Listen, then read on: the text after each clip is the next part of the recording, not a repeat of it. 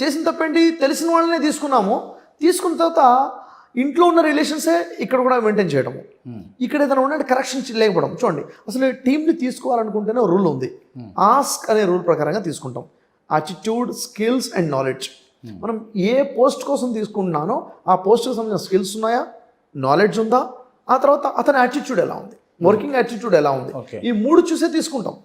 తీసుకున్న తర్వాత దానికి మనం ట్రైనింగ్ కూడా ఇస్తుంటాం. ఎవ్రీ 3 months ఒకసారి వాళ్ళ betterment of attitude, betterment of knowledge, betterment of skills మీద వాళ్ళకి ట్రైనింగ్ ఇస్తుంటాం. అవునా లేదా? ఎక్కడైనా ల్యాకింగ్ ఉంది అంటే వాళ్ళ కౌన్సిలింగ్ చేస్తాం, కరెక్షన్ చేస్తాం, వాళ్ళ ఇంప్రూవ్మెంట్ కోసం వర్క్ చేస్తాం. ఇది ఏదీ లేకుండా మనం తీసుకుని నువ్వు పని చేయంటే వాడికి వచ్చినట్టు వాడు చేస్తాడు. వాడుకున్న స్కిల్స్, వాడుకున్న నాలెడ్జ్, వాడుకున్న యాటిట్యూడ్ ప్రకారం వాడు ఉంటాడు. వాడికి మనం ట్రైనింగ్ ఇవ్వట్లేదు కదా. ఎప్పుడైతే క్లారిటీ వచ్చిందో ఆ సదరు వ్యక్తికి, సార్ నేను చాలా తప్పు చేశాను, నేను ఏదో నాకు నచ్చినట్టుగా చేద్దాం అనుకున్నాను తప్ప టీంకి నేను ఎప్పుడు ట్రైనింగ్ ఇవ్వలేదు, టీంని తీసుకునేటప్పుడు ఈ జాగ్రత్తలు తీసుకోలేదు, టీంని కరెక్షన్ చేసే ప్రయత్నం నేను చేయలేదు, ఎస్ ఇప్పటి నుంచి నేను ఈ విధంగా చేస్తాను. ఎప్పుడైతే వాళ్ళ యాటిట్యూడ్ ట్రైనింగ్ అవుతుందో, జనరల్ ఏముంది, వదిలేసి వెళ్ళిపోయేవాడు కొలీగ్తో పడలేదని వెళ్ళిపోతాడు, బాస్తో పడలేదని వెళ్ళిపోతాడు. అక్కడ ఎన్విరాన్మెంట్ క్రియేట్ ఎందుకు చేసాం? వర్కింగ్ ఎన్విరాన్మెంట్ మనం అంటే వర్కింగ్ కల్చర్ అనేది లేదు మన దగ్గర. కల్చర్ తీసుకొని రావాలి. ఓవరాల్గా చెప్పాలంటే సార్, టోటల్ బిజినెస్లో పాయింట్ 1 నుంచి లాస్ట్ పాయింట్ వరకు ప్రతిదీ సైన్సేనండి.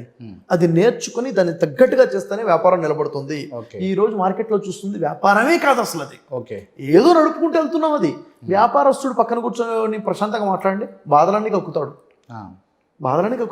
ఈరోజు వ్యాపారస్తుడు ప్రశాంతంగా లేడు. ఎందుకు లేడంటే నేర్చుకోకుండా మొదలు పెట్టాడు కాబట్టి. సో అంటే ఈ అంబానీ, అదానీలకు స్ట్రాటజీస్ తెలుసు అంటారా? తెలుసు కదా. ఎందుకు? వాళ్ళు వ్యాపారం కోసం సిఇఓస్ని అపాయింట్ చేశారు,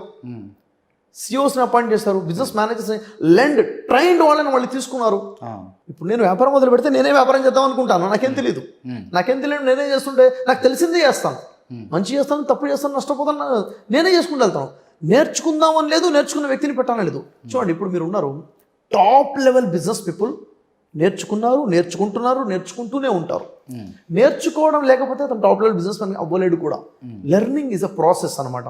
మన దగ్గర ఏం చేస్తామంటే, నేర్చుకునేది ఏంటి నాకు తెలీదా, నాకు తెలుసుగా, వ్యాపారం నాకు తెలుసుగా.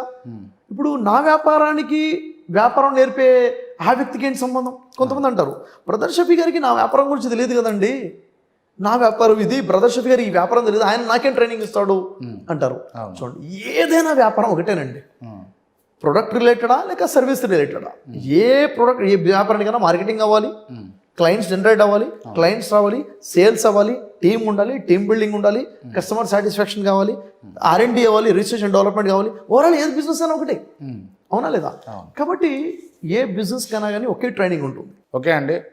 రీసెంట్గా చూసుకుంటే కొంతమంది అంటే ఎగ్జామ్స్లలో ఫెయిల్ అయినామని చెప్పేసి చాలామంది ఆత్మహత్యలు చేసుకున్నటువంటి సంఘటనలు అయితే చాలా చూసినాం. వాటిని అలా కాకుండా, అంటే విద్యార్థులు అలా చనిపోకుండా చాలా మంచి భవిష్యత్తు ఉంది అని వాళ్ళకి చెప్పాలంటే మీరు ఏం చెప్తారు? సింపుల్గా విద్యార్థులందరికీ నేను చెప్పాలనుకుంటుంది ఏంటంటే, ఒక గిఫ్ట్ వాళ్ళందరికీ ఇవ్వాలనుకుంటున్నాం. ఆ గిఫ్ట్ వాళ్ళ దగ్గర ఉందనుకోండి, వాళ్ళు ఎప్పుడు కూడా ఇలాంటి నిర్ణయం తీసుకోరు, సూసైడ్ చేసుకోవాలని నిర్ణయం తీసుకోరు. ఫర్ ఎగ్జాంపుల్ చూడండి, ఒక రాజు ఉన్నాడు. ఆ రాజు తన మంత్రికి ఏం చెప్పాడంటే, నాకు ఒక ఫింగర్ రింగ్ కావాలి, రింగ్ తీసుకుని రా, ఎలా ఉండాలంటే చాలా యూనిక్గా, చాలా డిఫరెంట్గా ఉండాలని చెప్తాడు. ఆ మంత్రి ఏం చేస్తాడంటే, సరే ఆలోచించి ఎలా ఉంటే బాగుంటుందో మంచి రింగ్ తయారు చేసి తీసుకొస్తాడు. రాజుగారు రింగ్ తొడిగి అంటాడు, లేదు దీని మీద ఏదైనా రాసుకుని తీసుకుని రా, రాసింది ఎలా ఉండాలంటే నాకు అది ఉపయోగపడాలంటాడు. సరే అని చెప్పేసి ఆ రింగ్ తీసుకొని మంత్రి గారు ఆలోచించి దాని మీద ఒక వాక్యాన్ని రాసి తీసుకొస్తారు, ఒక సెంటెన్స్ రాసి తీసుకొస్తారు. ఏముంది దాంట్లో? ఒక వాక్యం రాస్తుంది. ఏం రాస్తుంది? ఈ సమయం గడిచిపోతుంది అని రాస్తుంది. ఏంటి వాక్యం రాశాడేంటి, దీని అర్థం ఏంటి, ఎందుకు రాశాడు? ఇప్పుడు అడిగితే నాకు గుర్తు అర్థం కాలేదేమో అనుకుంటానే అడగడం మానేసి అడుగుతాం. కొన్ని రోజుల తర్వాత ఏమైందంటే, ఒక యుద్ధం జరుగుతుంది. ఆ యుద్ధంలో రాజుకు ఓటమి వస్తుంది. చాలా పరాభవం, చాలా బాధలు ఉంటాడు. అసలు ఏంటి ఎలా జరిగిపోయిందని ఆ బాధలో ఉంటాడు. ఆ సమయంలో ఇది చూస్తాడు. చూసినప్పుడు ఈ సమయం గడిచిపోతుంది అని ఉంది. అంటే ఈ ఓటమి అనే సమయం, ఈ బాధ సమయము అన్నది ఉండదు, గడిచిపోతుంది. ఇదే పర్మనెంట్ కాదు, ఈ ఓటమి పర్మనెంట్ కాదు, గడిచిపోతుంది అన్న ఆ సెంటెన్స్ తను నిలబెట్టింది. ఓ ఇది పర్మనెంట్ కాదా, ఇది గడిచిపోతుందా, ఓ వెరీ గుడ్ అంటే తను నిలబెట్టడానికి ఉపయోగపడింది. తర్వాత కొంతకాలం తర్వాత మరొక పరిస్థితిలో, మరొక సందర్భంలో, మరొక యుద్ధంలో తను విజయం సాధిస్తాడు. చాలా గొప్ప విజయం, నేను గెలిచాను అన్న ఫీలింగ్లో ఉంటాడు. ఆ సంతోషంలో చూస్తే ఈ సమయం గడిచిపోతుంది. నువ్వు విర్రవీగాల్సిన అవసరం లేదు. ఇది కూడా టెంపరీయే. ఓటమైనా గెలుపైనా టెంపరీయే, ఏది పర్మనెంట్ కాదు. జర్నీ ముందుకెళ్తూనే ఉంటుంది. సో స్టూడెంట్స్కి ఇదే చెప్తాను, ఎగ్జామ్స్లో ఫెయిల్ అయిపోయారా, నో ప్రాబ్లం, నో ప్రాబ్లం. ఈ సమయం గడిచిపోతుంది, నేర్చుకోండి. ఎందుకు ఓడిపోయారు, ఎందుకు ఫెయిల్ అయ్యారో నేర్చుకోండి. ఏం చేయడం ఫెయిల్ అయిపోయారు నేర్చుకుని ముందుకెళ్ళండి. ఓడిపోయింది నువ్వు కాదు కదా, నువ్వు చేసిన ప్రయత్నం ఓడిపోయింది. నువ్వు రాసిన ఎగ్జామ్స్లో నువ్వు చేసిన ప్రయత్నం ఓడిపోయింది, మళ్ళీ ప్రయత్నం చేయొచ్చు. ఓడిపోయింది నువ్వు కాదు, నేను ఓడిపోయాను అనుకుంటే ఆ షేమ్ఫుల్ ఫీలింగ్ వస్తుంది, కాన్ఫిడెన్స్ లాస్ అవుతుంది. నేను కాదు ఓడిపోయింది, నేను చేసిన ప్రయత్నమే ఓడిపోయింది, మళ్ళీ ప్రయత్నం చేస్తాను, నేర్చుకొని చేస్తాను. సో ప్రతి ఒక్క స్టూడెంట్కి నేను చెప్పేది ఏంటంటే, లైఫ్లో ఓటమిలు వస్తాయి. ఓటమి లేకుండా లైఫ్ చూంచండి. ఈ ప్రపంచంలో గెలిచిన ప్రతి వాడు ఓటమి తర్వాతనే గెలిచాడు. సో ఈరోజు ఏడ్చిన వారే రేపు సంతోషంగా జీవితం గడిపే అవకాశాలు ఉన్నాయి.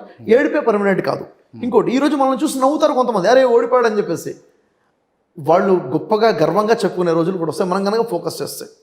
So don't take wrong decisions. ఈ జీవితం మీది కాదు, దేవుడు ప్రసాదించిన జీవితం ఇది. చంపుకునే హక్కు మీకు లేదు.